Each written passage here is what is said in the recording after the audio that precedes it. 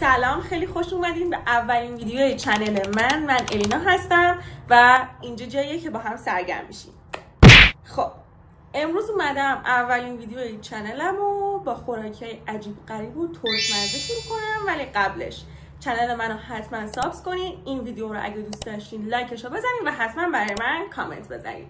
بزن بریم. خب اولین خوراکی که دارم یه چیز ترشه که مال کیکس مکسه که فکر کنم خیلی هم خوردن ولی من تا حالا نخورده بودم ازش. خب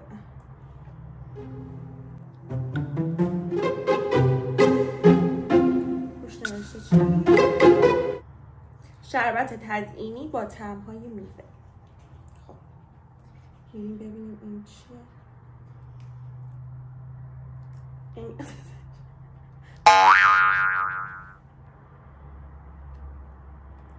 نمیاد ازش. فکر کنم چون داخل فریزر بوده. پلم فکر کردم. خب من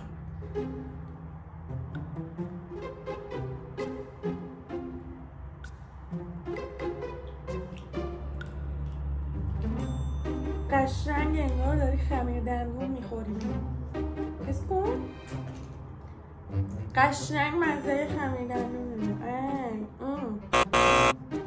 ولی خوب ترشه.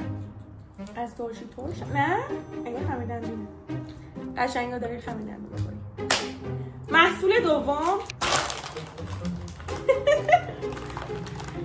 نمیدونم واقعا چه، نمیدونم یخمکه ترشمکه چی که هست اینه. خب تو هر بسته ایش 10 تا توشه که طعمای مختلف داره. این شکلیه.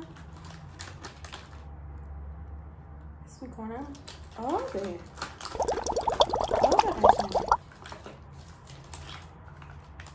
لیمو داره، گیلاس داره، انار داره با آناناس. خب که ما انارشو باز کنیم ترسم بریزه رو. فکر میکنم اینا باید خیلی بمونه که قشنگ سفت باشه. خب طعم انارشو باز کردیم.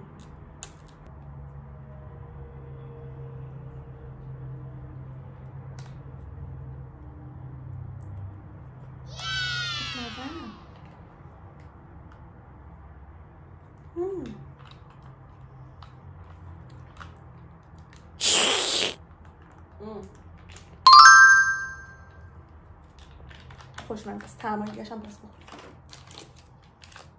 یه لیموش هم که بهش میخوره ترش در از همه باشه باز میکنیم. ببینید این طعم. نمیتونم نشونش بدم چون میریزه ولی قشنگ مشخص از ایناست که باید بذاری قشنگ سفت بشه، حالت ژلاتینی طور ژلی طوره.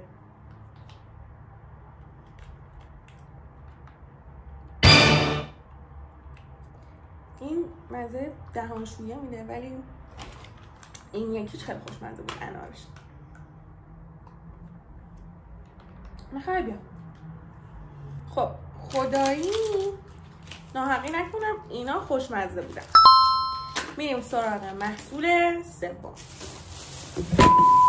خب چیز بعدی آب نمک رژ لبی. اینو احتمالاً خیلی ولی خب مثلا از یاد نمیاد طعمش چجوری بود. این شکلیه. همینجور که بکنم پیچیه. وا باید میش بزنم. یعنی هم این سفته. Oh my god. کارم چی کنم؟ خواهرم بک‌گراند کمک کنه.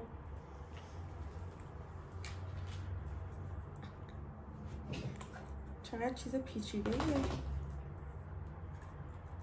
سر سوراخ داره ولی خب من چیزی گالش که میزنم که کلا خرابش کردیم. اوه توشم پره، تا اینجا پره ولی خب چیزی یه قلقی داره که من بلد نیستم، ولی خب توش کامل پره. فشارش که میگم چیزی میاد بیرون. این شکلی میاد بیرون. من اینم فرش من هستم. خودت نخور، بده من میخورم.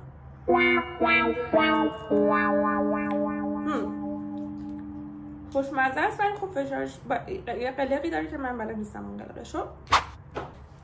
مثلا من یه سگ دارم ناز کوچولو که دنبال چیزای شیرینه و نمیشه بخوره. اسم این خانم کوچولوی منم لالا. سلام کن. قربونت برم. آیتم بعدی و آیتم آخر توپ تنیسی. قلقلی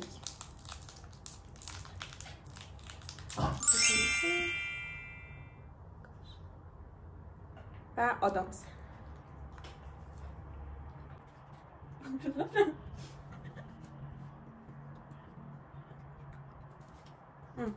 صافت خاصی کنم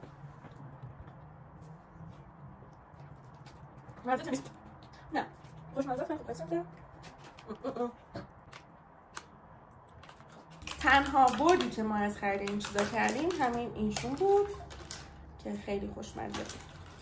همین دیگه. حتما نظراتتون رو برام کامنت کنید و منم ساب کنید که انگیزه بشه باز براتون ویدیو بذارم.